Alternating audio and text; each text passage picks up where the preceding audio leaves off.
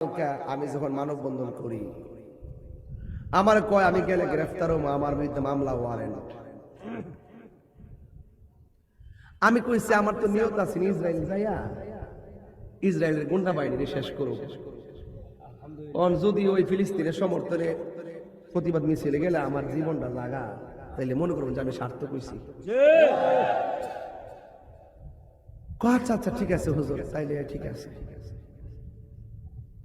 হাতের কবজার দাম আছে তাহিরি হুজুর, সাধারণ পাল্লাত মাইপেন না। ওই কলবটা আছে না, এই কলবটা কলজাড়া এটার মধ্যে হিম্মত রাখি। এই সিয়ার ভাই আমি সত্য কথা বললে যাবো, গাড়িটা আমার পক্ষে সম্ভব না।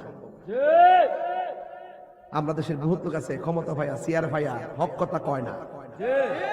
যদি হক কথা কইতো তাইলে গাজা যে অত বড় আন্দোলনটা করলো, অত বড় মারটা মারলো, শিশুদেরকে যে নির্বিচারে হত্যা করলো, 50,000 মানুষদেরকে যে তারা শহীদ করলো, শিশুদেরকে।